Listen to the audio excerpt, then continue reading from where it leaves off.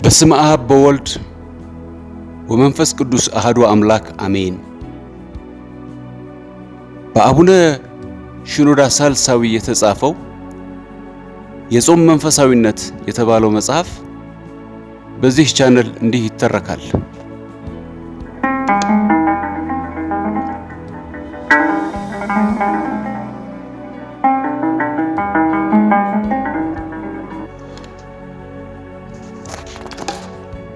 ጾም በሁሉም ሃይማኖቶች ውስጥ ይታወቃል። ቢያጸድቅም ባያጸድቅም በሁሉም ሃይማኖቶች ውስጥ የጾም ጥቅም የታወቀ ነበር። ብሔሮችና ሃይማኖቶች ከመበታተናቸው በፊት በአረማዊና ጥንታዊ ሃይማኖቶች ጾም ይታወቅ እንደነበር ታሪክ ያመለክታል። ይህም ሰው በዓለም በጣም የበዛ ተከታይ ስላላቸው ስለ ቡዲዝም፣ ብራህማኒዝም፣ ኮንፊሻኒዝም ነፍስ ስራዋን እንድታከናውን ስጋን ለማስገዛት ስለሚከናወነው ስለ ዮጋ ጠንካራ የጾም ምሳሌ አለ። መጾም ለእነርሱ የስጋና የነፍስ ስልጠና ወይም ትሬኒንግ ነው። በታዋቂው መንፈሳዊ መሪ ማህተመ ጋንዲ ሕይወት ጾሙ ችግሮች ሲያጋጥሙት ብዙውን ጊዜ የሚጠቀምበት በጣም የተገለጠና የሚለይበት ነገር መሆኑን እንመለከታለን። ከረጅም ጊዜ ጾም በኋላ በአንድ ወቅት ዶክተሮች ጾሙ ከመብዛቱ የተነሳ ደሙ መበታተን እንደጀመረ ነግረውት ነበር። የዮጋ ባለሙያዎች የተወሰኑትን የነፍስ ጥንካሬዎች በጾም ማግኘት ችለዋል። አንድ ሰው በእንክብካቤ ብዛትና በምቾት እድገቱ የቆመ የነፍስ ኃይልና ጥንካሬ የሚያገኘው በጾም ብቻ ነው። ሂንዱዎች የኒርቫና ወይም ከፍተኛው ግዛት ወይም ከአምላክ ጋር አንድ ለመሆን ነፍስ ከስጋ መላቀቅ የምትችለው በከፍተኛ ዲሲፕሊን በመታቀብ እና መጾም ነው ብለው ያምናሉ። እነዚህ የባዕድ አምልኮ ሰዎች ከመንፈስ ቅዱስ ሥራ ጋር በጣም የራቀ ሆኖም ግን ከስጋ ምኞቶችና ከቁጥጥሩ የነጻ ነፍስ እንዳላቸው እናያለን። በጣም በብዙ ዲሲፕሊን ራስን በመግዛት የሚኖሩ ሰዎች ናቸው። የብዙ ፈጠራዎችም ባለቤቶች ናቸው። እርሱም ጠንከር ያለና ከዋናዎቹ ተፈጥሯዊ ክምር አቅሞቹ ቢያንስ ጥቂቶቹን ሥራ ላይ ማዋልና ማከናወን የቻለ ነው። ታዲያ ከእግዚአብሔር መንፈስ ጋር ኅብረት ያላት የእኛ ነፍስ ምን ያህል አብልጣ ታደርጋለች? ጾም ስጦታ ነው። የጾምን ጥቅም ስናስተውል የእግዚአብሔር በረከት እንደሆነ እንደርስበታለን። ጾም የእግዚአብሔር ትእዛዝ ብቻ ሳይሆን አምላካዊ ስጦታ፣ ጸጋና በረከት ነው። የነፍሳችን ፈጣሪ አምላካችን ለመንፈሳዊ ሕይወታችን፣ ለሕይወታችን እድገትና ለዘላለማዊ ጥቅማችን መጾም እንደሚያስፈልግ ያውቃል። እርሱም ዕውቀትና የጾምን ሥርዓት ሰጠን። ደግ አባትና ጥበበኛ መምህርም እንድንጾም መከረን። ጾም ከጸጋና ከአገልግሎት ሁሉ ይቀድማል። በጾም እግዚአብሔር የሚሰጠንን በረከት ሁሉ ለመቀበል ራሳችንን እናዘጋጃለን። የበዓላት ግብዣዎች የሚያመጡልን በረከቶች አሉ። ሆኖም ግን ጾምን ከበዓላትና ከግብዣዎች ሁሉ እናስቀድማለን። ቅዱስ ቁርባን ለእኛ ልዩ በረከት አለው። ስለዚህም ነው በጾም ውስጥ ሆነን የምንቀበለው። የቀሳውስትን አገልግሎት በጾም የምንቀበለው የበረከት ምንጭ በመሆኑ ነው። ቅዱስ ቁርባንን የሚቀበል እንዲሁም ስለ አገልግሎቱ የሚጸልይ ሰው መጾም ይጠበቅበታል። ጾም አገልግሎትን ይቀድማል። ጌታችን ኢየሱስ ክርስቶስ የመስክ አገልግሎቱን ከመጀመሩ በፊት ለብቻው በተራራ ላይ በአባቱ ፊት ጊዜን ለማሳለፍ 40 ቀናት ጾሟል።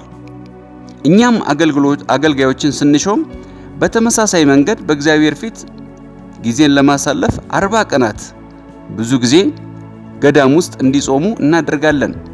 አባቶቻችን ሐዋርያት የመንፈስ ቅዱስን ስጦታ ከተቀበሉ በኋላ አገልግሎታቸውን በጾም ነበር የሚጀምሩት። ያም ለአእምሮ የሚመቸው አገልግሎታቸውን ያጅበው ነበር። ዲያቆናት በመንፈስ ሕይወታቸውን ለማሳደግ በአገልግሎታቸው የእግዚአብሔርን እገዛ ለማግኘትና በአገልግሎት ተሳታፊ ለመሆን የእግዚአብሔርን ልብ ለማራራት ይችሉ ዘንድ ጾምን ያዘወትሩ ነበር። መጥምቁ ዮሐንስ እግዚአብሔር ለእስራኤል ንስሐን እንዲሰብክ እስኪልከው ድረስ የብቸኝነትና የጾም ሕይወት እንዳሳለፈ እናውቃለን። ጾም አገልግሎትን ብቻ ሳይሆን ቁርባንንም ይቀድማል።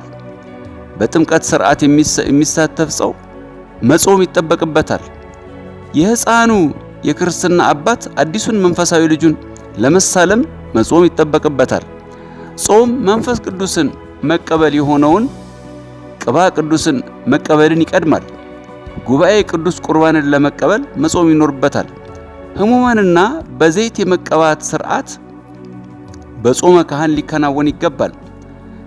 ለመጾም ከማይችሉ ሕመምተኞች በስተቀር ለመቀባት የሚመጡት ሁሉ መጾም ይጠበቅባቸዋል። የንስሐ እና የቃል ኪዳን ስነ ሥርዓት በጾም ውስጥ በመሆን ሊከናወኑ ይገባል። የቀሩት ኃጢአታቸውን ለመናዘዝ የሚመጡ ሰዎች በጾምና በንስሐ መንፈስ ቢመጡ ምንኛ ድንቅ ነበር። ቢሆንም ቤተክርስቲያን ምንም ይሁን ምን የኃጢአተኞችን መመለስ የምትፈልግ በመሆኗ ጾምን ለዚህ ቅዱስ ሥርዓት ቅድመ ሁኔታ አድርጋ አላስቀመጠችም። የጋብቻ ሥርዓት ቁርባንን በተመለከተ ኢየሱስ ክርስቶስ እንዲህ ሲል ተናግሯል። ሙሽራው ከእነርሱ ጋር እያለ የሙሽራው ወዳጆች ሊጦሙ ይችላሉን ብሎ ነፃ አውጥቶታል። የማርቆስ ወንጌል ምዕራፍ 2 ቁጥር 19። በታማኝነት የሚጾሙ ታማኝ ምእመናን የመንፈስ ቅዱስን በቤተ ክርስቲያን አገልግሎት ላይ በተመሳሳይ ሁኔታ በረከት ያገኛሉ። በቅዳሴና በአገልግሎት ሕይወት ውስጥ ጾም አስፈላጊ ስለመሆኑ በቤተ ክርስቲያን ዕውቅና ይሰጣል። እግዚአብሔር ጣልቃ ይገባል በሚለው የእምነት መርህ በመመርኮዝ ቀድሞ የሚታመንበት እንደነበረው በመከራ ጊዜ አስፈላጊነቱን አሳይቷል። በቤተ ክርስቲያን በአራተኛው ክፍለ ዘመን በአርዮስ መናፍቅነትና በብዙዎች ሌሎች ውስጥ ችግር በነበረ ጊዜ ቤተ ክርስቲያንም በችግር ውስጥ እያለፈች በነበረችበት ዘመን በትውልዶች መካከል ሰዎች ይጾሙ፣ እግዚአብሔርም ጣልቃ ይገባ ነበር። የአብይ ጾም ከፍልፋይ ጸሎቶች በእምነትና በጾም ችግሮች እንደሚፈቱ ዕውቅና በመስጠት በቤተ ክርስቲያን ሕሊና ውስጥ የጸና ሃይማኖታዊ መግለጫ አድርገው በጾም አስፈላጊነት ላይ ያተኩራሉ። ጥበብ የጎደለው ሰው በኃይሉና በብልሃቱ ላይ እምነት አለው። ድክመቱን የሚያውቅ ሰው ግን በችግር ጊዜ ውስጥ እግዚአብሔርን በጾም ይፈልጋል። በጾም ውስጥ ሆኖ በእግዚአብሔር ፊት ራሱን አዋርዶ አቤቱ እግዚአብሔር ወይ ተነስ እያለ የእርሱን ምሕረት ይፈልጋል። ጌታም በመዝሙረ ዳዊት በተነገረው ቃል ስለ ድሆች መከራ፣ ስለ ችግረኞች ጩኸት እግዚአብሔር አሁን እነሳለሁ ይላል። መድኃኒትን አድርጋለሁ በላዩም እገለጣለሁ ይላል። መዝሙር 12 ቁጥር 5። ጾም ችግራችንን ለእግዚአብሔር የምናሳውቅበት ጊዜ ነው። የተሰበረ ልብ እግዚአብሔር እንዲሰማት የምታለቅስበት ጊዜ ነው። ይህ ጊዜ ሰዎች ወደ እግዚአብሔር የሚቀርቡበትና እግዚአብሔር ቀርቦ ናፍቆታቸውንና ልቅሷቸውን የሚያዳምጥበትና ድርጊታቸውን የሚታዘብበት ጊዜ ነው። ሰዎች በፍላጎታቸው በምኞቶቻቸው ፍቅረ ነዋይ እስከ ተጠመዱ ድረስ እግዚአብሔር ከእነርሱ ራቅ ብሎ እንደቆመ ይሰማቸዋል። ነገር ግን እንድንቀርበው አድርገንና እምቢ ብለን የምንገፋው እኛ ነን እንጂ ራሱን የሚያገለው እርሱ አይደለም። በሌላ በኩል በጸሎት የታጀበ የጾም ወቅት ሰው ወደ እግዚአብሔር ቀርቦ ጸሎተኛህን እርዳኝ ሲለው እግዚአብሔር በሕይወት ውስጥ ጣልቃ እንዲገባ የሚያደርግ የልብ ጩኸት ነው። ይህ በማንኛውም ጊዜ ሊከሰት ይችላል። ነገር ግን በጾም ጊዜ ውስጥ ሲደረግ የበለጠ ጥልቅ፣ የበለጠ ቅንና የበለጠ ኃይለኛ ይሆናል። በእውነተኛ ጾም ሰው የእግዚአብሔርን ልብ ማራራት ይችላል። የጾምን ጥቅምና ውጤታማነቱን የተገነዘበ ሰው በሕይወቱ ሆነ ከእግዚአብሔር ጋር ባለው ግንኙነት ይደሰታል። የጾም ደስታ። በጾም ውስጥ ታላቅ ደስታ አለ። እኛ በማንጾምበት ጊዜ ጾም የሚመለስበትን ጊዜ የምንናፍቅ እንጂ የምንጾምና ጾማችንን የምንፈታበትን ጊዜ እየናፈቅን የምንጾም ሰዎች አይደለንም። መንፈሳዊ ሰው ከሚበላቸውና ከሚጠጣባቸው በዓላት ይልቅ በጾም ወቅት የበለጠ ይደሰታል። ብዙዎች ከፋሲካ በፊት ባሉት በእነዚያ በ50 ቀናት ውስጥ ጾም ወይም የማያቋርጥ ስግደት በሌለበት ወቅት መጾምን የሚናፍቁ ናቸው። በቀደመው 50 ቀናት ጾም አረካ ብለው በሐዋርያት ጾም መምጣት ደስ እያላቸው የጾም ናፍቆታቸውን ይጨምራሉ። መንፈሳውያን በጾም ደስ ይላቸዋል። ከሰፊው ሕዝብ ጋር የሚጾሙትም ጾም አይበቃቸውም። በመሆኑም የራሳቸውን ተጨማሪ ጾም እንዲጨምሩ እንዲፈቀድላቸው አባቶቻቸው ላይ ግፊት ያደርጋሉ።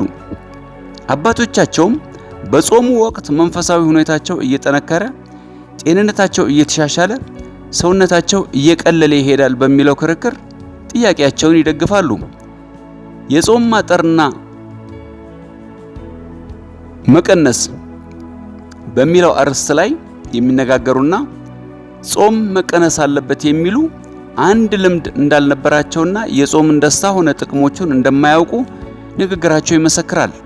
እግዚአብሔር አምላክ ቢፈቅድ ጾም ለመንፈሳዊ ሕይወት የደስታ ምንጭና የመነኮሳት የአኗኗር ዘይቤ ስለመሆኑ በሚቀጥሉት ምዕራፎች ስለ ጥቅሞቹ እንወያያለን።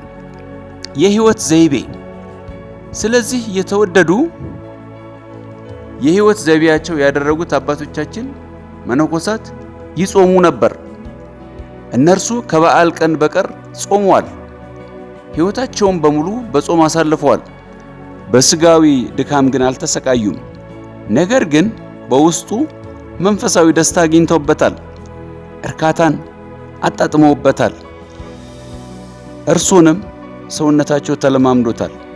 በአንድ ወቅት በዐቢይ ጾም መግቢያ እንዲህ ተብሎ ነበር።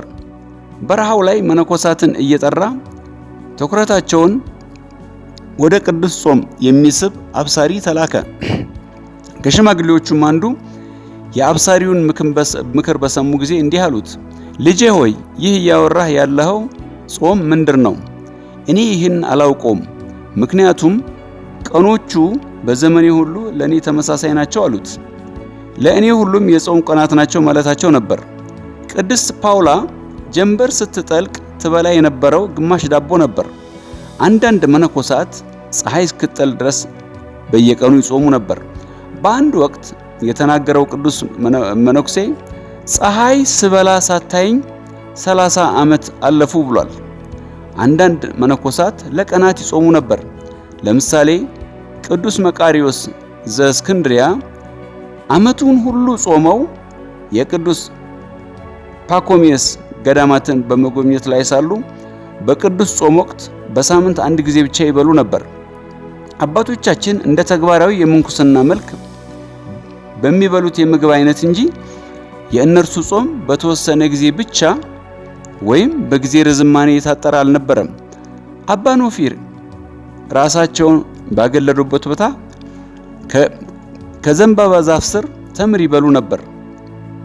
ቅዱስ ሙሴ እንዲሁም ቅዱስ ፒግኒ ሌላ የበረሃ ሳር በሉ፣ ከጠዋት ጤዛም ጠጡ። የማያቋርጥ ጾም የአባቶቻችንን ሕይወት ይመራ ነበር። ይህ መነኩሴ አኗኗር የሚያጽናናና ነፍስንና ስጋን የሚያስማማ ይሆናል። ይህ እነርሱ የተላመዱት የተረጋጋና ሕይወታቸውን የቃኘ የአኗኗር ዘይቤ ነው። አብዛኛዎቹ ምዕመናን ግን በጾም ጊዜ አረፍ ብለው ነፍሳቸውን እንደመመገብ ከአንዱ ጽንፍ ወደ ሌላ ጽንፍ ይንከራተታሉ። ሰውነታቸውን ምግብ የሚከለክሉትና ጾማቸውን የሚያፈርሱት ለራሳቸው የፈለጉትን ነገር ለመካፈል ነው። የሚፈልጉትን ለራሳቸው ለማግኘት ለተወሰነ ጊዜ ከምግብ ይታቀባሉ። ሌላ ጊዜ ደግሞ ወደ ቅምጥልነታቸው ይመለሳሉ። በዚህም በመታቀብና በቅምጥልነት መካከል ይወዛወዛሉ፣ ይገነባሉ፣ ከዚያም ያፈርሳሉ። ከዚያ ያለማገገሚያ እንደገና ለማፍረስ ብቻ ደግሞ ይገነባሉ። እውነተኛ ጾም በቀሪው የሕይወት ዘመናችን እንድንከተለው ራስን ለመግዛት ራስን ማሰልጠን ነው። ራስን መግዛት በጾም ጊዜ የምንበላውን ምግብና ጊዜ ስንቀይርና የሆነ ድባብ ስንፈጥር ብቻ ሳይሆን በዘመናችን ሁሉ ለሕይወታችን በሙሉ በረከት ይሆናል። በዚህ አውደ ጽሑፍ ጾም ቅጣት ሳይሆን በረከት ነው።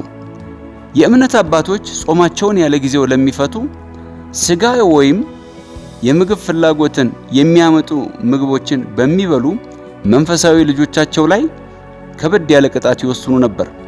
ይህ የተደረገው የመንፈሳዊ ልጆቻቸውን ትዕቢት ለማዋረድ ነው። የጨረሰ አድርጎ ራሱን የሚያስበው የልጁን ኩሩ ልብ እንዲህ ያዋርዳል። እንዲበላና እንዲዋረድ ከከንቱ አስተሳሰብና ከንቱ ክብር እንዲጸዳ ለማድረግ ነው። ጾምና ሰማዕትነት። ራሱን ከምግብ መከልከል ያልቻለው ሕይወቱን ለመስጠት መቸገሩ ተፈጥሯዊ ነው። በተከታታይ ስልጠና እና ለአካላዊ ፍላጎት ቸልተኝነትን በማሳየት ሰውነትን ወደ መገዛት በማምጣት የሰውን ፍላጎትና ምኞቶችን ለማሸነፍ ደፋር ነፍስ ረሃብንና ጥማትን ለመቋቋም ትሰለጥናለች። ይህም በመከራ ጊዜ የእስርን ችግር፣ የግርፋትን ሕመም ለመቋቋም ያስችላል። እነዚህ ሰዎች በሰማዕትነት ጊዜ ሥጋቸውን ለሞት ያቀርቡ ዘንድ የቻሉት በእግዚአብሔር ጸጋ ነው። ስለዚህም በአካላዊ ሁኔታ ብቻ ሳይሆን ከጾም በተገኘ መንፈሳዊነት ጾም የሰማዕትነት የመንፈሳዊ ትምህርት ቤት ስልጠና ሆነ። ለጾም ቀናት ለኛ መንፈሳዊ ፍላጎታችንን ለማሟላት ንስሐ ለመግባትና ወደ እግዚአብሔር ለመቅረብ ብቻ የተሰጡ አይደሉም።